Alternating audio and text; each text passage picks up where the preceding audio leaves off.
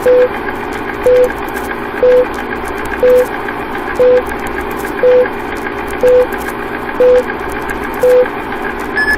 there an unseen realm behind the curtain of what we can see with our eyes? Is there a supernatural reality behind the one we know? I attempt to explain the unexplainable and get to know the unknown beyond the veil of this dimension from a Christian perspective. I'm Jerry, your host for Thai Girl for God Radio.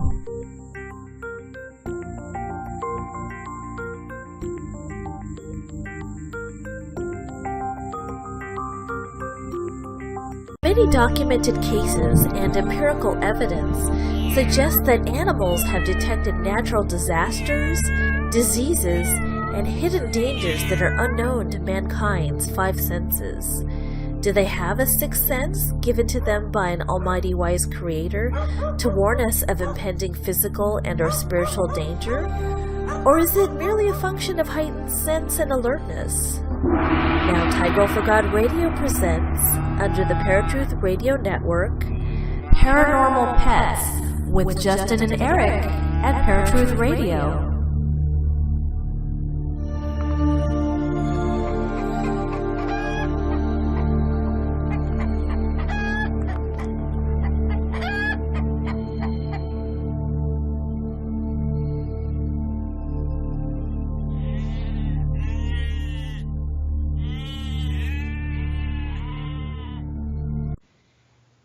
Thank you so much for listening and watching the Thai Girl for God radio show on the ParaTruth Radio Network. I'm Jerry. I'm Justin. And I'm Eric. And so we have the trio under the ParaTruth Radio Network umbrella. We're going to talk about something very interesting tonight, or in the morning, or in the afternoon, wherever you are at in the world. Mm-hmm. We're talking about paranormal pets. So you might be wondering, what in the world are paranormal pets? Well, this is the name of the show, but basically it means that animals have some type of sixth sense, some sort of spiritual sensitivity to various phenomena, be it spiritual/supernatural, or perhaps disasters like earthquakes and tsunamis, or hurricanes, or cyclones and what have you. And we're going to talk about it and read some of our listener comments on Facebook who had stories of their own, and also talk about different stories around the world of people witnessing animals sensing something unseen that humans don't see. So what do you think about this, Eric? I mean, I think it's exciting. You can see the cat in the background right now if you're watching YouTube. And often I'll find her just staring at the ceiling, or growing up, I grew up with 3 dogs, and I'll find them staring at the corner or acting weird at certain hours of the day or the night. And it's something that's always raised question in my mind, and I've always speculated, obviously, they're looking at something. It looks like they're looking at something. But the real question is whether or not they really are, and I think that's where the big debate comes in, because there's a group of scientists that say that they are looking at something, and yet there's another group that says, no, there's a scientific explanation and there's nothing, weird or paranormal about it. And I think that's something that I know you guys have both done your research, but doing my research, I found both sides, and I think there's pretty good evidence on both sides of it that can go either way, really. But definitely an interesting topic. I'm looking forward to this one. Yes. I thought that you guys would feel more comfy about this, or comfier about this, versus the organ transplantation phenomena. That was fun, though. Yeah. That was fun, though. That was fun, right? I was a little worried about it at first, because I was like, I don't know anything about this stuff. But for that show, I actually asked people at work. It's like, what do you guys think of this? Surprisingly, they actually knew a thing or two about it. Oh, wow, that's great. Who would have thought? Right. That's awesome. Well, glad to hear it. Well, I'm so glad that your cat named Bella. Bella. Okay, I'm sorry. You told me once before, I forgot. So Bella must be working her mind powers on me or something. She made me forget her name. So your I thought beautiful this was cat called Bella is the paranormal pets, not psychic pets. not psychic pets, right? Well, I don't know. It's a fine Right. fuzzy line, so to speak, between Is fuzzy a pun on the fact that she's a cat or an animal? paranormal and psychic. But anyway, back to what we feel about this as an intro. Justin, how do you feel about pets' perhaps sixth sense? I've always, like Eric, I've always had a feeling that they can see things that aren't there. I've done research and heard people say different things like animals are closer to the afterlife or the other side than we are. I've heard the same thing that's said about babies and children as well, but yeah, it should be an interesting show to say the least, because just like we don't really know for sure what's going on when we're experiencing this stuff, it's even more so with pets because they can't vocalize what's going on. So, Right.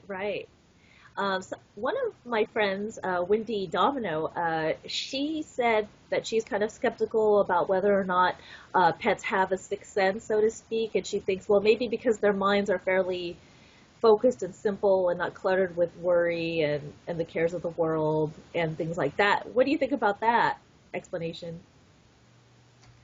Do you want to go first, Justin? yeah, I'll go. Okay. I think that's a rather good explanation of it. I mean, even though people say, that animals don't necessarily have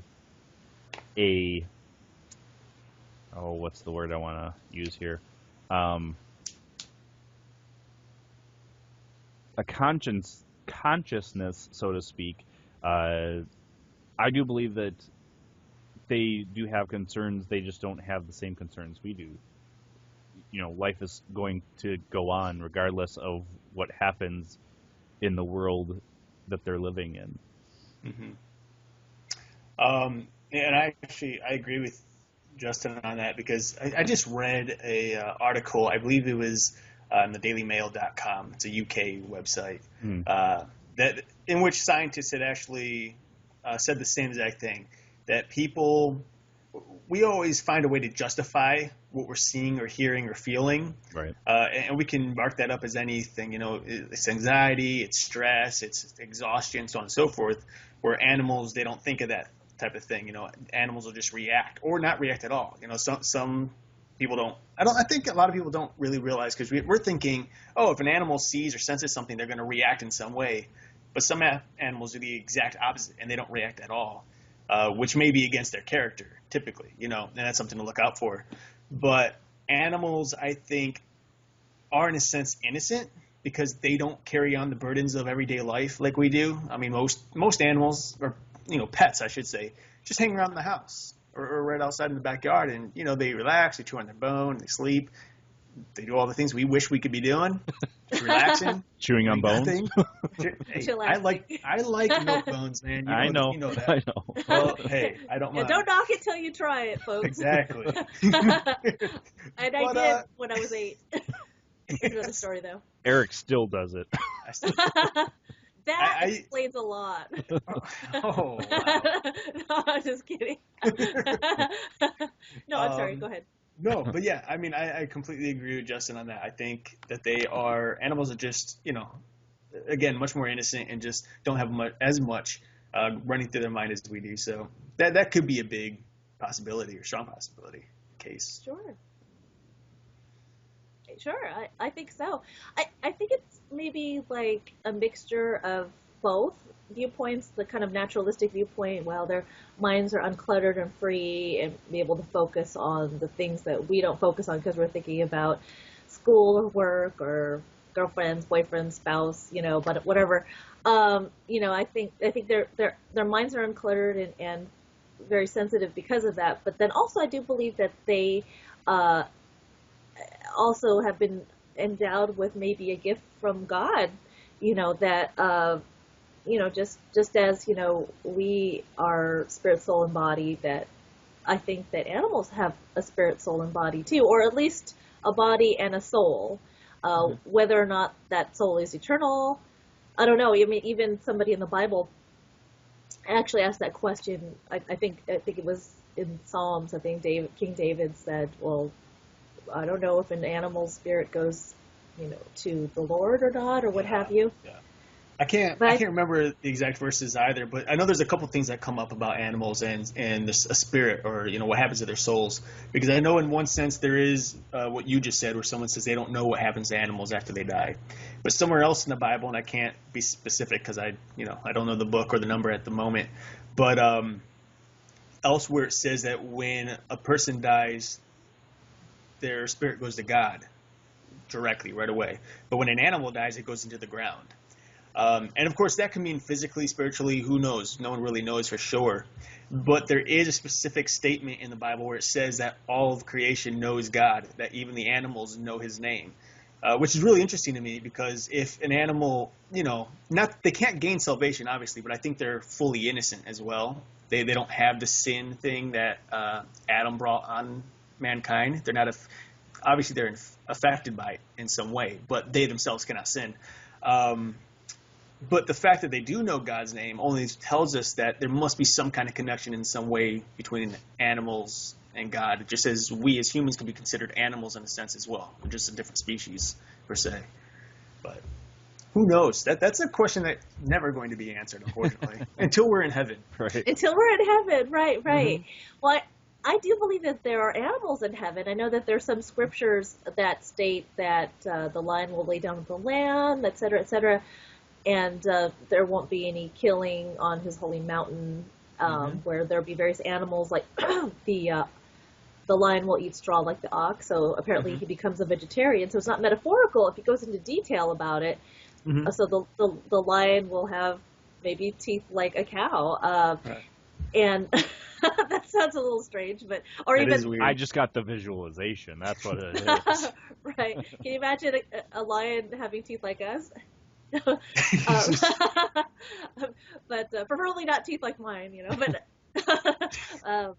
and then also the snake will be friendly with the adder. In other words, will be like a little child will chill with the snake. I mean, that's paraphrased, but not King James version, obviously. Well, and I don't know, like, I know there's numerous references of what you're talking about in the Bible, and trying to decipher what is heaven and what is the new earth, because there is a difference. You have to question whether these animals really are up in heaven right now, or they're going to be in the new creation later on, where everything will be back to the way it was originally. But the one thing that does strengthen, I think would strengthen your viewpoint on the fact that there are animals in heaven, and I'm fully for that viewpoint, because I love animals. So if there's animals in heaven, all the better, especially my old pets. But the book of Revelation talks about Jesus coming down on his white horse, and the fact that Jesus comes to earth ready for war on a white horse from heaven only suggests that God must have animals up there ready in a number of different ways, whether it's for war, whether it's for some other work, whether it's just to hang out and party. If animals talk, that'd be crazy weird and cool at the same time, but you never know. Well, I know the Lord, in a couple instances, the Lord opened up, one instance where the Lord opened up something's mouth, Balaam and his donkey, right. Yeah. And I guess he's a somebody. He was a somebody, rather. So he obviously had the capacity to speak Hebrew or whatever, and then told Balaam, obviously don't pass or whatever. Why are you beating me? Don't pass or what have you. I don't remember exactly what he said, but the Lord actually opened up his vocal capacity and linguistics, I guess. And so I wouldn't put it past the Lord to give animals a soul or a spirit or whatever it is. I don't really know what the difference is. Could you imagine if that happened today? how just freaked for the out record, everybody would be. just for the record, That'd be freaky. we all know what the stuff that happens in the Bible between demons and just the book of Revelation in general. And, we hear about, I can't think of her name. Oh, crud. I can't remember her name, but someone falls out of a tower and dies when she hits the ground, and then dogs come and eat. It's just disgusting. Oh, Jezebel? Right? Jezebel. It's a morbid scene, but the scariest story of all of it is a talking donkey to me. Like, just the thought of a donkey. Like, can you imagine walking down the road and a donkey just turns around and starts talking to you? No. Right. I'll take a demon any day. If a donkey starts talking, I'm freaking out. Yeehaw, what's up, buddy? Right. I see it much more creepy than that, That's though. pretty Like, that would be... He was Right, a or donkey. Bella. Past That would be freaky.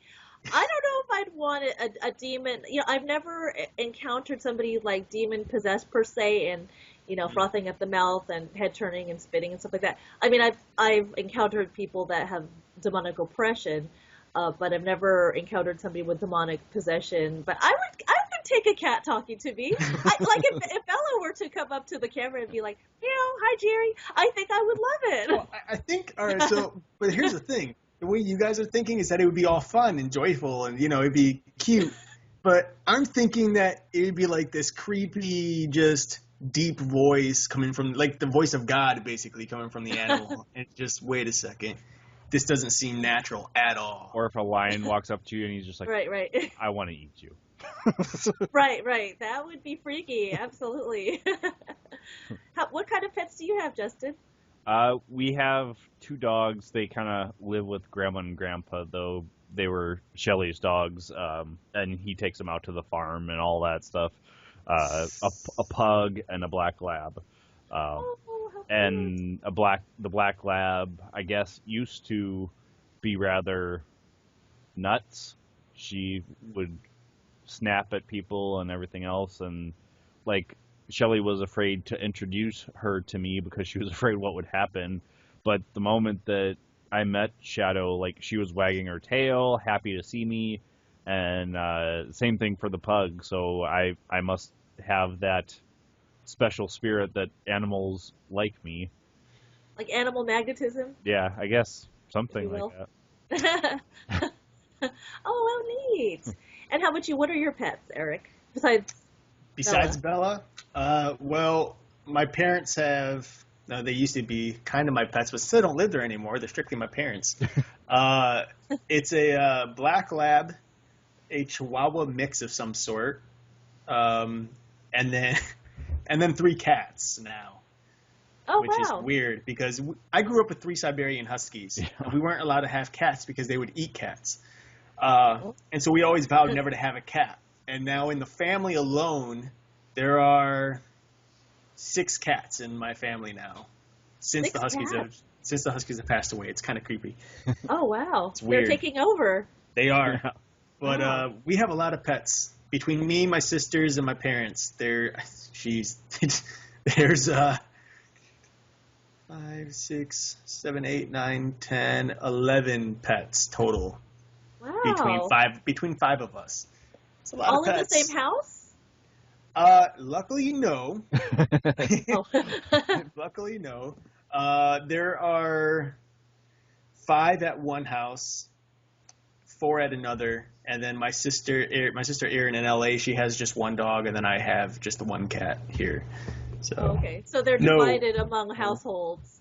It's not Yeah. like one cat sanctuary or anything. right. Like that. Well, on occasion. Yeah, when There everybody's are together. get-togethers where we bring all the animals into one house, and in which case it is a real zoo, and it's just crazy. But Right. Oh, wow. Well, I am allergic to cats. I've become allergic to cats, even though when I was growing up, I had multiple cats, in the house, to my father's chagrin, because, in Thailand, basically, unless they pull their own weight, they just don't live, with them. They were more stray, like chickens, that was utilitarian. They, produce eggs and, things like that, but my dad's nice to all animals, of course, now, but I came home when I was 8 years old with an orange tabby, I reiterated a story that this little girl that was my age, 8 years old, told me, and she said, "Oh, you've got to take this cat, or else my dad will kill it." And so me believing her 100%, not analyzing the fact that her dad, might have been bluffing or something, I repeated the same story to my dad, and then, that was the beginning of of an animal farm there. Like, there was that cat, Ginger, and then she had 2 kittens. And then we had, before that, since 1978 to like 1983 or 82, we had his name was Racy because he liked to race, and he was a greyhound whippet, and he was really cute. I had goldfish and betta fish and birds, and it was nuts, just my dad and me, and just like it was a Jerry's arc of sorts. But and I've had various animals since then, like most recently a rat. I've had pet rats from age 16 until my husband Ted decided, that it's time for me to, to give away my mouse. I had 2 rats and 2 mice at one point, and then, Ted was, tolerant of it, but then I had to sell them, because he wasn't having rats and mice in his house. So, so that's my experience with pets. And then we're living with our friend Jim right now until we move into our house, and he has a stray cat that comes in named Tigger.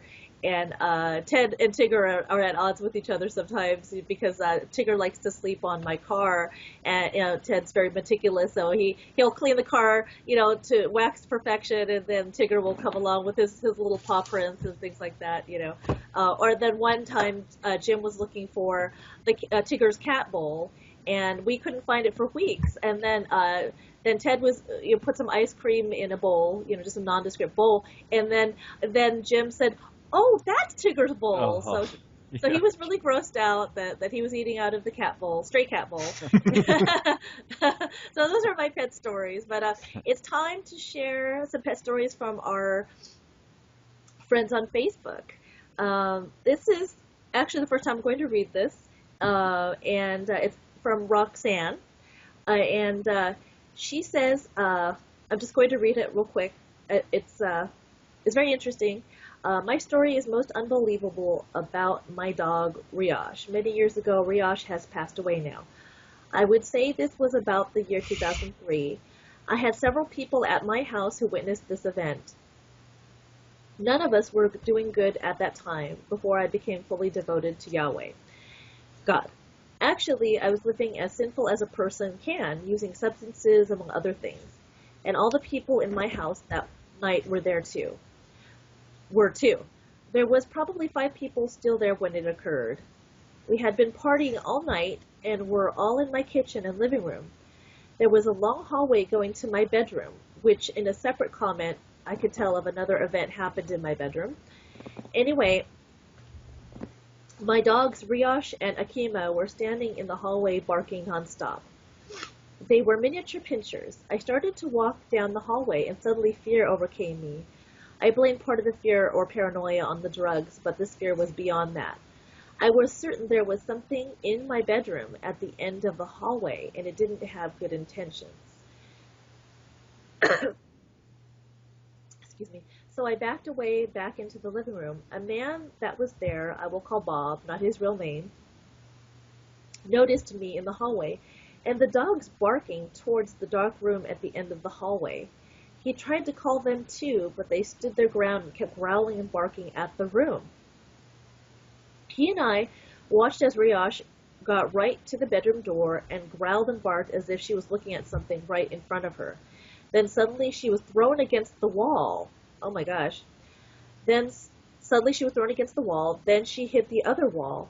I started to panic and went to grab her, but couldn't. She was about waist level to me, which is very high for a dog that small. And she was being hit into the walls of the long hallway, one side then the other. This went on all the way down the hallway and the bedroom door to the kitchen. I could not get her into my hands. It was like something had her and was swinging her back and forth, hitting her on the walls as they were walking forward down the hall.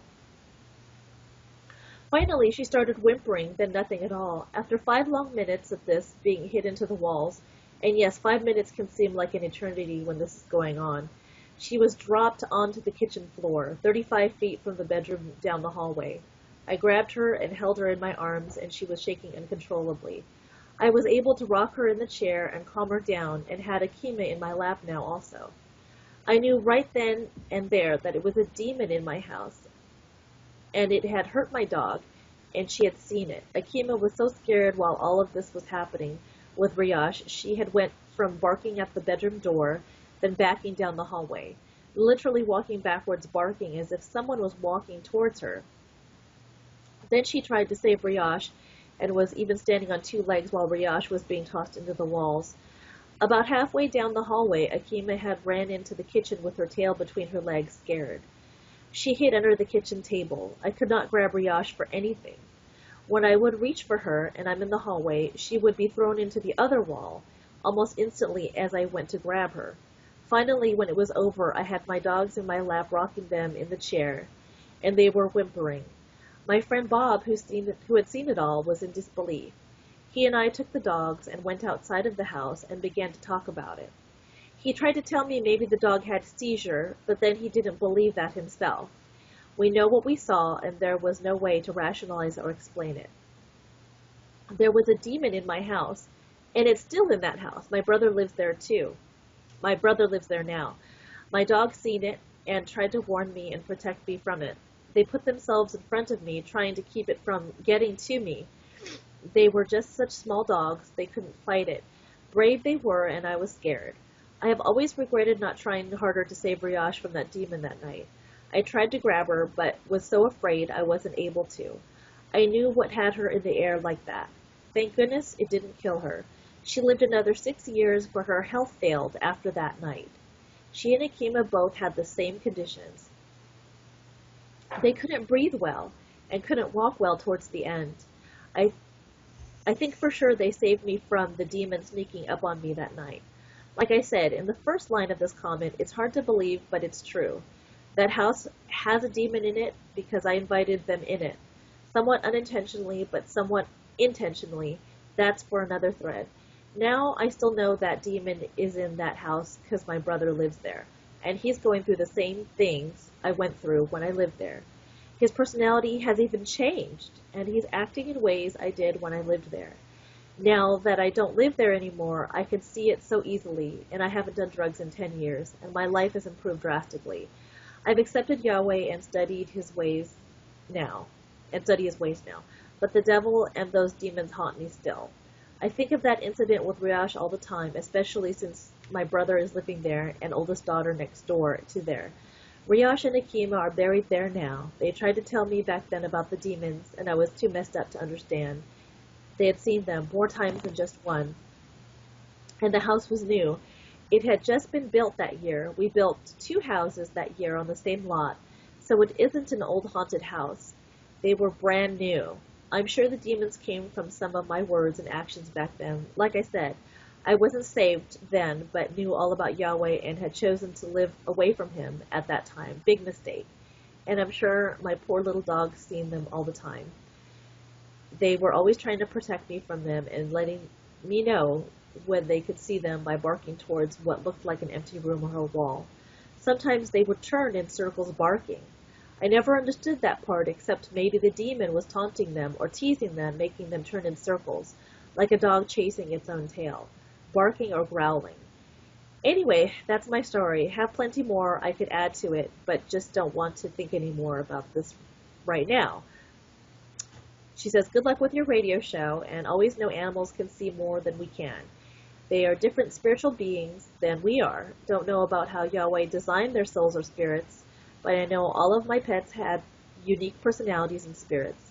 I take comfort believing Yahweh has a paradise for them, also where after the resurrection I may see them again. They have the ability to love and feel, and that makes me feel they have an afterlife also. What do you guys think of that story? That's the first time I've read that, believe it or not, because I just received it at some point during the late afternoon. Well, as I was reading through it, I mean, as you know, we started out the show obviously animals can see outside of our field of vision. That's obviously a given. Or maybe they just sense it. I don't know.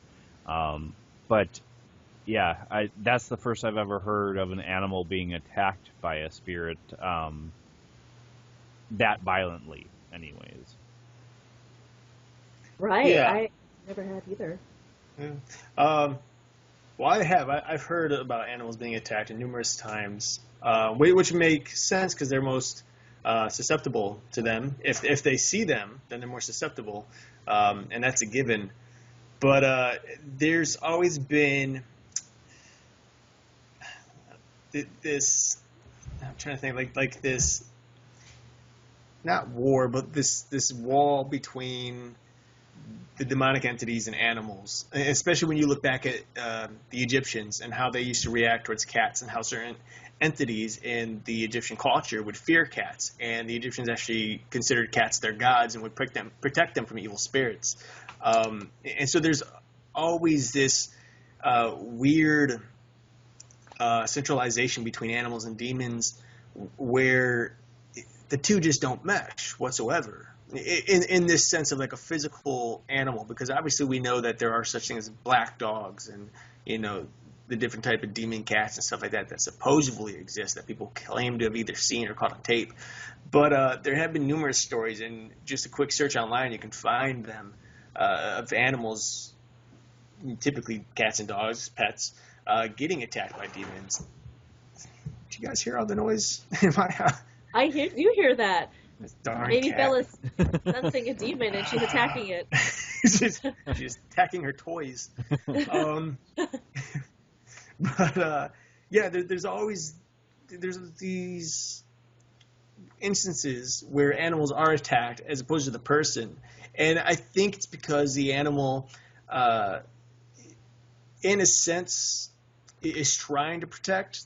You know, they're human, if you will, and therefore maybe the demon feels threatened, which I highly doubt, but is more so just showing the demon showing its own force and its own power over the animal. You know, because obviously we as people, if a dog comes up to us and is like growling and, you know, whatever, we usually back down, and we know that a demon's typically not going to back down because of the pride issue that demons have, and the power that they have. So yeah, you know, there's these instances where, yeah, unfortunately, animals do get attacked, and in some cases their health does decline afterwards, just like in the story. And it's almost like the demon's way of getting to the person, because just as, and this is kind of out there, but just as Satan attacks us to get to God, demons will attack those that are closest to us, whether they're human or, you know, fur children, as we call them in my family.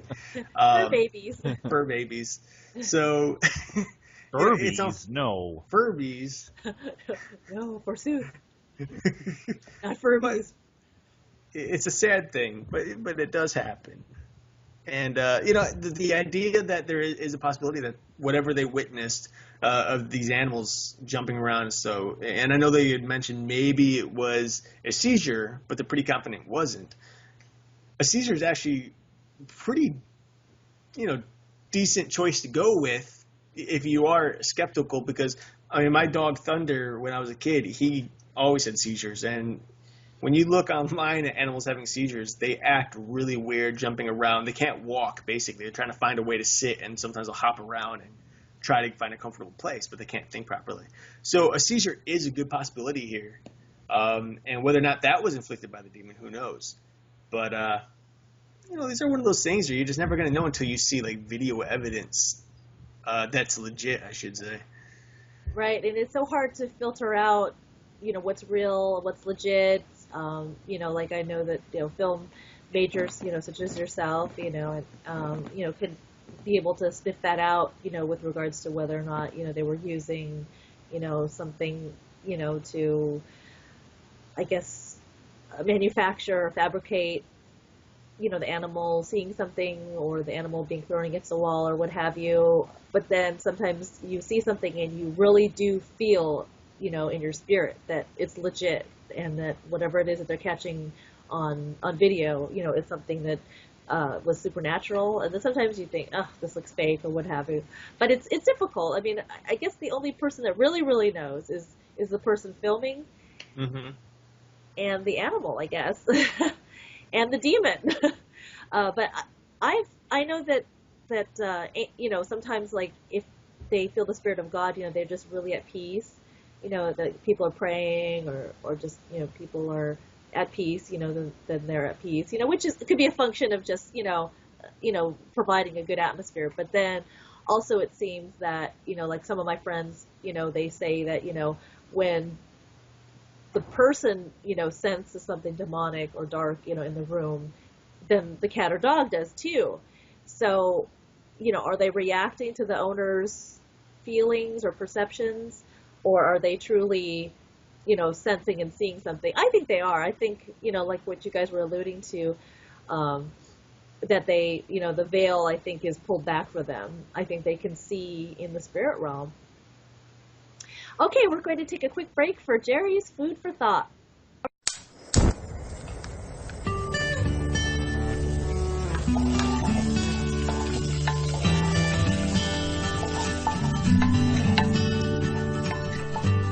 Now it's time for Jerry's Food for Thought.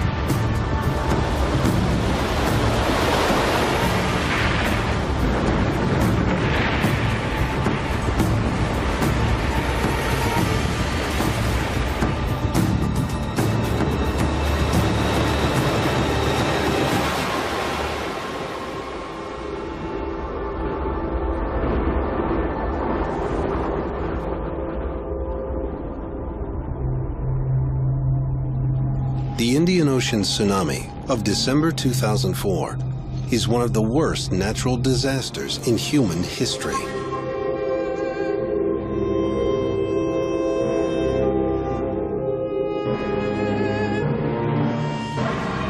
More than 250,000 people are killed.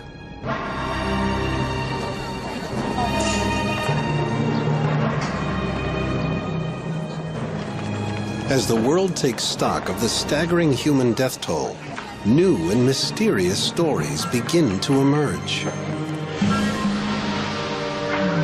Amazing accounts of survival in the animal kingdom. According to rangers, flamingos along India's southern coast suddenly and inexplicably flee for safer forests hours before the tsunami strikes. Sri Lankan dogs refuse their customary early morning walks. Buffalo in a Thai village stampede up a hill, saving the lives of villagers who follow them with just minutes to spare. Across the ravaged area, stories kept coming in. Amid the human carnage, animals somehow surviving, baffling residents and scientists. Woolly elephants and wild boars and other animals were all running away from the sea. Not a single animal would stop. There were search teams in excess of 50 people there, combing the area for bodies and traces of any survivors. I think it is very clear that there were no dead animals. This was Jerry's Food for Thought. All right, we're back, folks, with Eric and Justin from ParaTruth Radio, and we're talking about paranormal pets. And so we're just going to continue our conversation about what's going on with regards to why or how these animals have sort of a sixth sense and what have you. I do want to also share another story. It's very short. This is probably like 1/8 the size of my last friend's story from Deborah. She says, I can remember my dog Shadow I can remember my dog Shadow staring out, and her hair would stand up around her neck, and she'd start growling and would really make me feel creeped out. Whenever she did that, I'd get a chill up my spine. Sometimes felt like there was something in the room with me, and it was just a very odd feeling. My cat used to hiss at nothing at times, I thought, but now I honestly feel that when those things happened, that something demonic was lurking about. Plus, I was in a relationship with a man that used to beat the heck out of me in the same house that the animals were acting strange in. He would have this look about him that I know now was a demon. Praise the Lord, I got out of that relationship, and I'm very thankful to be alive today. So she was married to somebody who was very abusive, and her pets really sensed the demons, in her ex-husband. And I can attest to that because my ex-husband had demonic issues as well. And when he said he was Satan, I couldn't argue with him. And we had a cat, and he would act strangely around my ex-husband, and I think that's why he probably sensed the demonic presence in him or around him or whatever.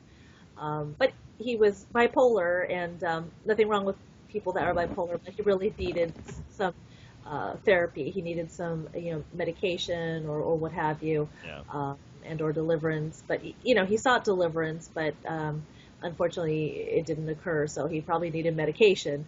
And he was a Christian, but he definitely had these issues, that our pets felt, and they didn't want to be around him, and I can see why. So that was something that Deborah shared with me on Facebook. I get all of these stories from Facebook. People are very interactive, and you ask a question like, what do you think about paranormal pets? And then they say, well, I don't really believe in it. And there are some people say, oh, I do believe it because my cat hissed at something or whatever. And I can definitely attest to that. So did you guys ever see any of those YouTube videos with people, it was, not personal footage, but it was like footage from a camera that happened to notice a dog there. Like the one YouTube video I saw was a dog, and he was freaking out like minutes before anybody felt an earthquake, and the next thing you know, there was the earthquake. And is it that they could feel a very slight rumble, or can they hear supersonic, or? Well, it's probably a little of both. I mean, they have, on top of being able to see things we can't see, they have a much more sensitive system as to sensing danger. They have better hearing, they have better seeing. I'm sure they have better feeling, if you were, because they could probably feel the vibration before it even got bad or worse. And so I think, I think they have that internal instinct and perception compared to what we have that would alarm them before it was too late. Yeah. Well, and I agree because, I mean, according to, I think it's animalplanet.com, dogs in particular tend to have a better sense of, they have a much better sense of smell than humans, and it's usually somewhere between 1,000 and 10,000 times better, which is a very large number, difference between 1,000 and 10,000, but regardless, it's a huge number. And there are dogs that are specifically trained to sniff out cancer. And they're, and some dogs aren't even trained. They just happen to sniff out cancer, and that's how people find out they have cancer. It's the dog finds it. But it's scientifically proven that animals do have a sixth sense kind of type of thing. Like, there's this huge debate as to what is sixth sense and what is just heightened senses, because there's a difference. A sixth sense is something in addition to the five senses that most people have. But I think one of the big debates is that they don't have a sixth sense. It's just that all their senses are heightened. And as Justin said, as you said, hearing is heightened, eyesight is heightened, sense of smell is heightened, and therefore the sense or ability to feel vibrations in the earth or barometric changes in the atmosphere are significantly higher than ours. They can tell those minor little bitty changes. They could tell when it's only a half a degree cooler or warmer outside when we'd walk out there and be like, oh, it's no different, But they could tell that difference. And you can see it in the way they react, in the way the dogs pant when they're hot or they're tired or whatever. And of course, the way they react. And you had brought up earlier, Jerry, about the earthquake and tsunami in India back in 2004 in the Indian Ocean. And all of the animals, it's surprising because there were 150,000 deaths throughout that time because of the tsunami, and that was all human deaths, where there was a very, very, very, very, very small fraction of the same amount in animal deaths. They simply couldn't find any animal deaths. There were no carcasses of animals anywhere to be found. The only report of an animal dying was 2 water buffalo at a zoo, and the rest survived. And that's because all the animals, about 15 minutes to an hour before the tsunami had come and hit shores, the animals had already dispersed and ran to higher ground. And there is, some scientific evidence, nothing's proven, but elephants can tell and feel there's very small vibrations in the earth as well. And there have been witnesses that have seen elephants freak out 2 minutes before an earthquake, hits, and the elephants will, either act up or they'll run away or whatever. Dogs, they'll act different. They'll start to howl or bark or do whatever they can to get someone's attention, and then they'll run.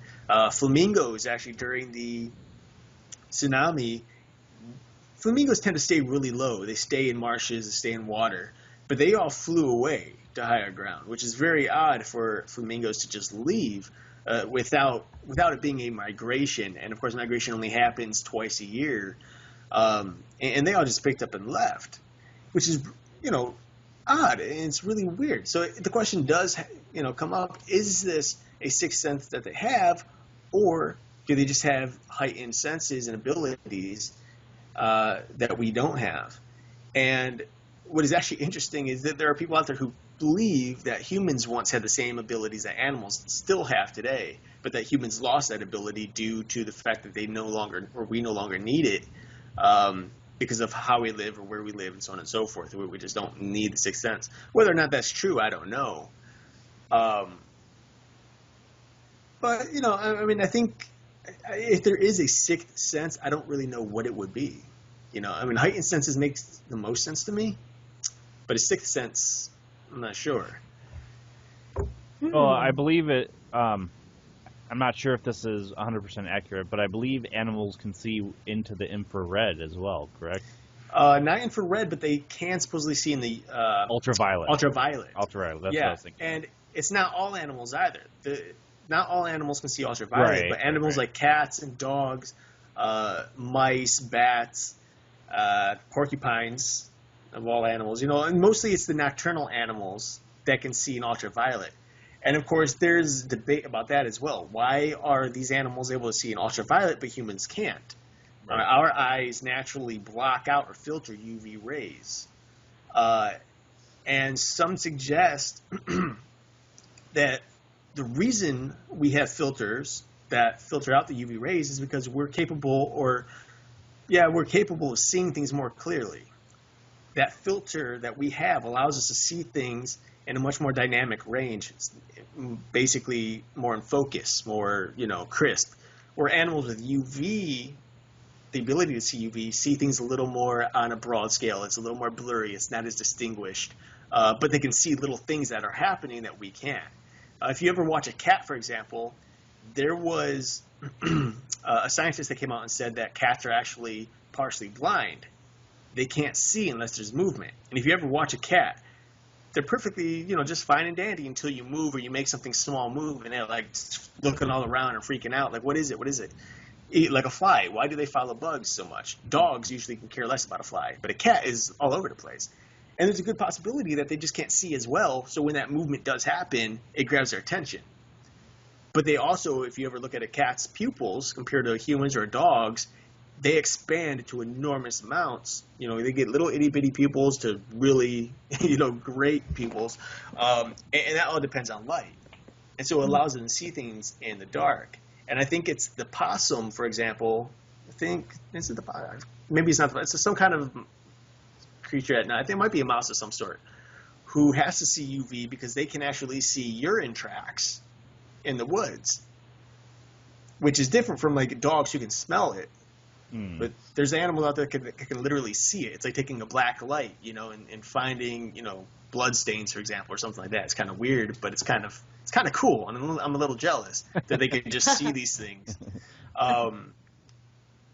But, there's this big debate about UV as to if, let's just say we all, us and animals see the same things. We both see things clearly. Why do they have the freedom to see UV and we don't? And one suggestion is, it's to protect our retinas from being burned out by the UV. But if that's the case, why do animals, right? But at the same time, animals age a lot faster. They get cataracts a lot sooner. Could that be a part of the UV issue? They're able to see ultraviolet, but does it burn out the retinas at a certain point in their age or in their life? Or is it just simple old age? We don't know. But UV definitely could be a big it can be substantial in allowing them to see into the spirit realm, basically. Right. When you think of like shadow people and stuff like that. So. And the reason I had brought this up is they speculate in the paranormal community that ghosts or demons or whatever these creatures are that are haunting these places, you can see them in the infrared and the ultraviolet. That's why a lot of paranormal groups will use ultraviolet or infrared cameras to try and capture these things. Well, interesting. And how often, and I'm sure you can both attest to this, how often do you see a shadow out the corner of your eye? Right. Often. Right. Do you ever see it directly in front of you? Or no. Often? Not really. No. And that's because the corner of our eyes can actually see ultraviolet. And I often do that a lot when I'm in the dark. Like, I'll use the corner of my eyes to see certain things. Because if you're looking, I mean, it's kind of weird, but if you're in the dark, and try this out, for anyone listening, try it out as a little test tonight. When it's dark and you're in your bedroom and the lights are out and it's just pitch black, look straight ahead and see what you can distinguish. Okay? See if you can make out the dresser, the shapes, and stuff like that. And then try to look at it from the corner of your eye. I can guarantee you're going to see more distinguishing lines of whatever's in your room through the corner of your eye than you can looking directly at it. And that's because you're using the UV, or the part of your eye that can see in UV, which is really, really cool. And it's a fun experiment. That's interesting. I didn't know that. I learn something new every day. That's really awesome. I think that, mice or marsupials or whatever the animal that you mentioned would be handy. If you brought that little mouse or whatever that has who can see into the infrared spectrum, to the little urine stains of their predators or what have you. If you brought the mouse to, let's say, for example, if you checked into a seedy motel room and you just want to make sure that there's not any type of issues or splatterings of going into a seedy motel room, I wouldn't want to know if there's anything there. like if you put that little mouse right next to the to the whatchamacallit, the remote control, that mouse would go nuts, I think. Anyway, I'm sorry, I'm being silly now, but I do find that quite interesting. That I think that God has given animals, like a full range of, various senses and what have you, to be our aids, or just like these various people, that say that their dog or cat, barked or hissed at something unseen. I think it's to alert us that there is something supernatural in another dimension or that could be caught on infrared that we can't see that would harm us. And it really does attest to the unseen realm.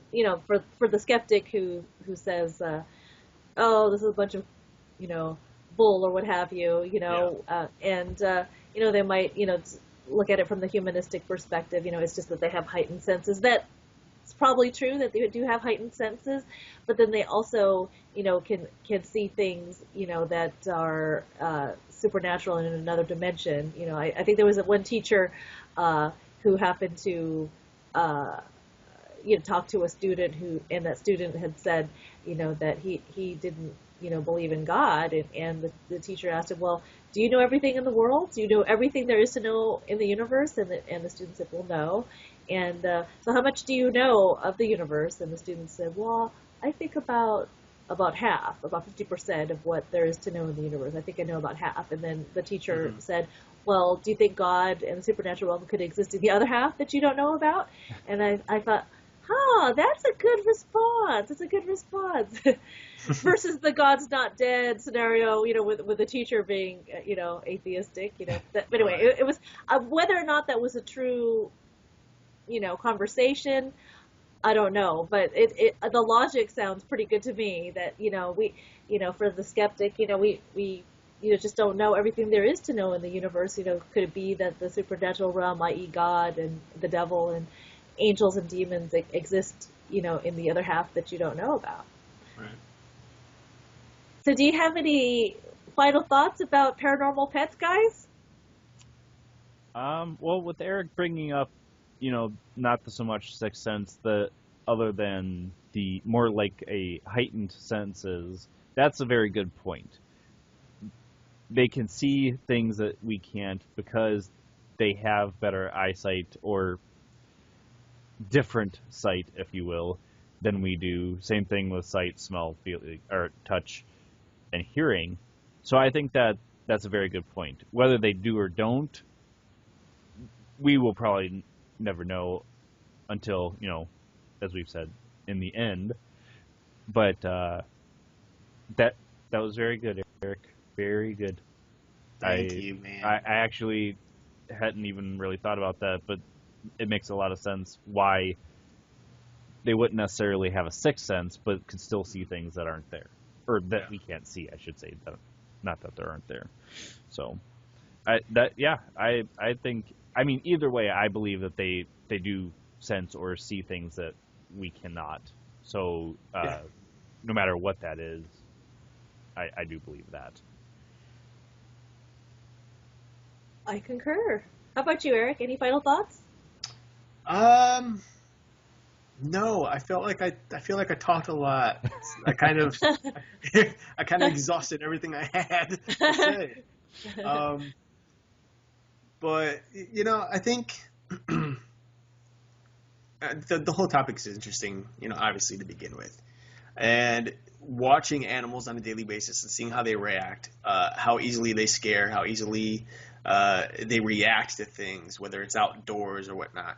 Yeah. Half the time, like my dog back home, I think she just randomly starts barking at, random. At least it appears to be random. It's just like I look outside, there's nobody out there, there's no animals around. What are you barking at? But she's barking outside the window. But that's not to say there's something in the woods across the street behind the houses. She has that ability to hear, even though supposedly she's deaf. I don't believe it. That's a whole nother story.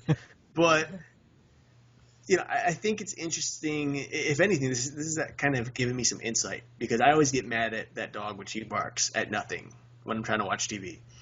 But this whole conversation kind of gives me insight, because it's true. Animals can hear things probably several miles away that we just can't hear, or several miles further, because we can obviously hear things several miles away, but further than we can. And they're just so in tune to it. The fact that animals, like dogs in particular, can hear at higher frequencies than we can. You think of the dog whistle, or certain dog whistles that are so high pitched we can't hear them, but it drives dogs crazy. And then, of course, as we said, the sense of smell and the sight and the whiskers. What's the point of whiskers exactly? It doesn't make sense. But they help them with feeling, vibrations and things like that. Right. With a dog, not necessarily an older dog, but a younger dog, if you touch their whisker, they react. You know, you can see them twitch or something.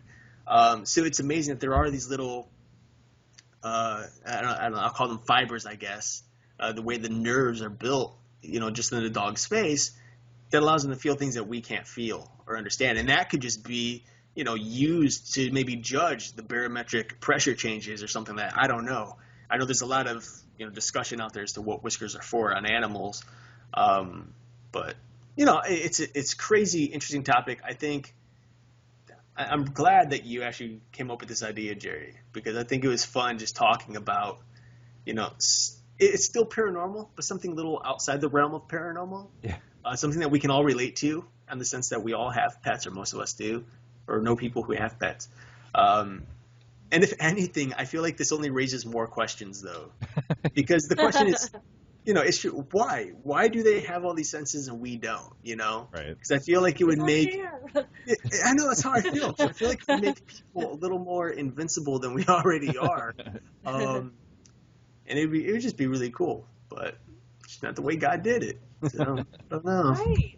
I guess that's the reason why Jesus said that, you know, we're like sheep, I guess, and the people that don't believe are like goats and we're like sheep. And I'm like, well, that's not very flattering, Lord, because sheep are pretty simple, and, you know, they kind of led where they're followed and what have you. You know, but I know it's not very, you know, flattering, but at the same time, I guess Jesus is trying to explain that, you know, we as humans, followers of Christ, you know, that we're just supposed to have that trust, you know, in Jesus, versus like if we were advanced, you know, like if we were like, you know, humanoid creatures, you know, that, you know, had animal DNA or what have you, you know, like the Beast and Beauty and the Beast or something like that, you know, could see infrared and, you know, could have these fangs and claws at will and, you know, had superhuman strength or whatever, then maybe we just wouldn't want to, you know, wouldn't have really a need to, you know, be, I guess, trusting, Dependent, you know, or trusting, dependent yeah. or trusting, you know, the Lord. If we were like, you know, Marvel superheroes or what have you, you know. Yeah. And so there's a reason why, you know, we're stripped of power, and the power that we, you know, should have is the power from the Holy Spirit, you know. So therefore he's glorified, versus, you know, if we had all these, you know, I guess like superhuman powers, you know, like, you know, the you know, like we said, you know, the infrared, you know, vision and things like that, you know, then maybe we would be kind of puffed up or about it. Who knows? Well, now, if we have time for me to ask you both this question and get your feedback,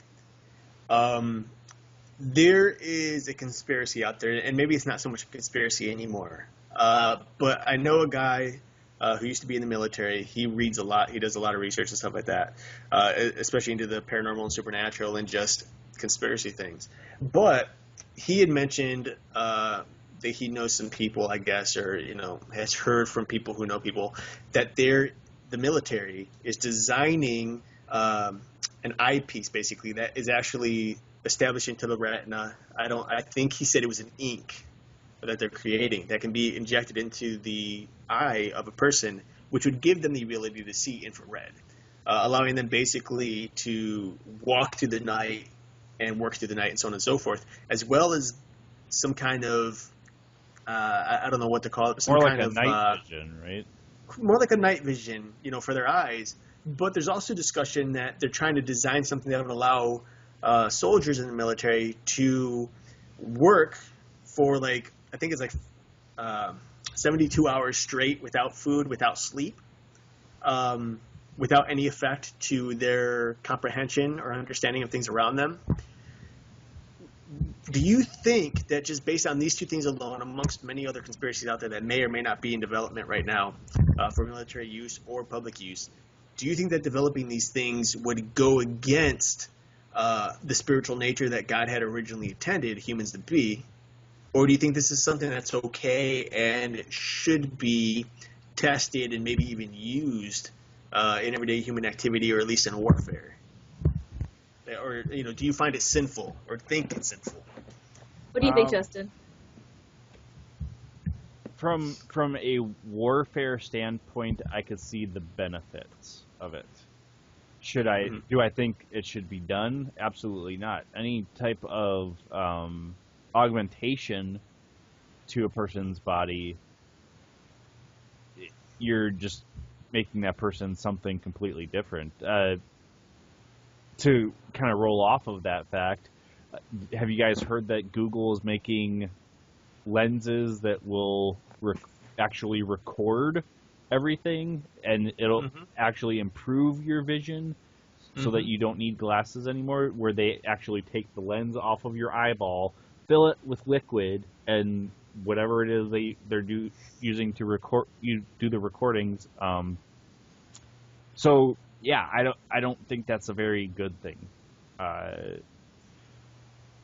I've heard of that. I've heard of all that you both had talked about. I know that there's many shows, in the Christian conspiracy realm where they've interviewed, tried and true people that were in the government and militia that had said that they witnessed experiments that are going on in deep underground military bases where some people saw, half animal, half human hybrids, and they were being used, for, government experiments to basically make a super soldier. And at what point does a person not become human any longer? Like I know that some people say, well, what about the man who has a prosthetic arm? That's different. That is it's not changing who you are. It's not changing your DNA. It's not changing your blood. It's not changing, anything with regards to the person's body. It's helping them mobilize, if they have a prosthetic arm or prosthetic leg. I'm not against that. Just like what Justin said, I think I would probably be, I guess in the same realm. I can understand why the government would try to, I guess, come out with a human 2.0 or something like that. But that's part of, the sinful pride of man, that we want to make ourselves, more improved, by, augmenting, a person with, all of these different, functionalities of cats and dogs and what have you. For some reason, I thought of that movie, I think one of the X-Men movies where I think they used Ryan Reynolds' character, I forget, with all the different powers of the other X-Men. But I don't necessarily know if they're doing that. But I think like what I think they're doing now from these other interviews I've heard, what you guys have said, that that they're implementing these different animal powers, to like I said, come out with a humanoid 2.0, and I think it's really crossing that line at some point, at a very fine point actually. I think that if a person were to have night vision, it would be one thing.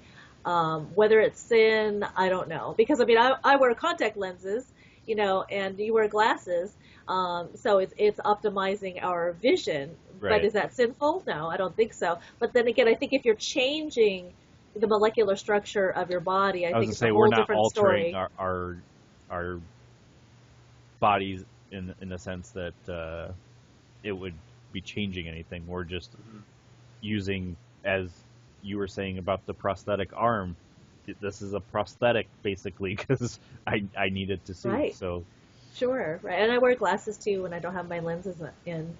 But I guess like if you were to inject that liquid to enhance one's vision, is it really changing, I guess, the molecular structure of one's eye, or is it just kind of filling where the fluid is or something like that? So it's kind of like that fuzzy line, I guess, so to speak. Very thin line, yeah. A very thin line, right? Yeah, it's interesting how paranormal pets sort of blend into animal conspiracy theories, and I actually thought of it. It was in the back of my mind, but I'm thinking, well, I don't know if these guys want to hear about conspiracy theory, but I'm glad you brought it up. Oh, we've all heard the conspiracy theories about, and basically kind of what my book is about. Human genetic manipulation, trying to splice human and animal DNA together. Mm-hmm. And there's that movie Splice, where I didn't see it, but isn't it where your twin Adrian Brody plays a geneticist or a physician where he splices, I think it's like squid. I want to say octopus or squid DNA with a female, and then I haven't seen the whole thing. I've seen parts of it, but I don't know the concept of the story. I don't know, anything about it. But from the images that I saw on the screen, I would think it's like octopus or squid or something. Right, exactly. And some people that are in the conspiracy world, they're saying, well, it's based on facts. It's based on true stories and accounts of people in government and in militia that have insider knowledge that has leaked out to the outside. I don't know. But I think... But it passed scientists to try and do that. So it's a very convincing conspiracy theory just because we're always trying to push the boundaries of science. So why wouldn't we go that route as well? Right. I had a funny thought. I thought, there's these different apps that you could enhance videos with. Like I thought it'd be kind of funny to enhance all of our faces with like ears, or like a dog nose or a cat nose or something like that. Anyway. Well, you like to Photoshop people's faces into any image. So yes, I have Photoshopped your guys' faces on different things, including dinosaurs. The supposed dead dragon. A dead dragon. Yeah, two dead. Yeah, dragons. Let's see what else. Trolls. Yeah. Remember when I photoshopped all of your faces? I remember that. Who can forget, huh? Anyway, thank you so much, guys, for being on my show. I'm honored and blessed to be part of the ParaTruth Radio Network. And guys and gals, we are open to getting submissions for other podcasters. Please email Justin at... just email us at the paratruthradio@gmail.com, or if you're on one of the sites, whether it's PTR Network or paratruthradio.com, we do have contact information there as well. So please do. If you're interested in advertising on any of our shows, being a sponsor or being a podcaster, or just want to submit a podcast or what have you for consideration, please email Justin and Eric. And also, of course, if you need prayer, please email Justin and Eric or me. You can email me at ThaiGirlForGod@yahoo.com, THAIGIRL, 4, God@yahoo.com. There's some people that said, well, you're not really a girl anymore, Jerry. Shouldn't you be Thai woman for God? I'm like, well, that just doesn't flow, I'm going to say, wait, where's this conversation going right now? Right. Exactly. Well, there's a show, The Golden Girls, and they were in their 70s and 80s, so I think a woman can be considered a girl at any age, I think. I don't know. Some people, they want to be, what is it, like politically correct. Yes. It's just like, really? Like, come on. I know, exactly. You don't come up with a title to be politically correct. Right, exactly. Or I could say Thai female for God. There you go. Or Thai female for a higher power. Now that's really, really getting, politically correct. So I like Thai girl for God. I hope you guys do too. We do. I know I do. I mean, I think it's probably fits quite well. Even when you were saying, well, I think I want to change it. No, like that fits your show perfectly. Don't change it. I appreciate that, guys. It rolls better. I mean, Thai Girl for God Radio, Thai Woman for God Radio. There's one too many syllables in woman. I know. We'll make it short and sweet. Yeah. All right, guys. Well, thank you so much for listening and watching. If you're on YouTube, I hope you guys are watching. Guys and gals, I hope you're watching. And so signing off, and God bless you, and good morning, good afternoon, or good evening, wherever you are at in the world. I'm Jerry. I'm Justin. And I'm Eric. Peace. Peace, y'all. Thank you so much for listening and or watching the Thai Girl for God radio show underneath the ParaTruth Radio network. I hope you found my interview with Justin and Eric regarding paranormal pets fun and interesting. I hope you got something out of it. If anything, hopefully you got a good chuckle or two, or maybe scratched your head thinking about something else beyond our dimension that maybe pets can see, or animals, shall I say, in general. I will be back Wednesday, June 1st at 7 p.m. Eastern Standard Time and 4 p.m. Pacific Standard Time. God bless and have a good morning, afternoon, or evening wherever you're at in the world.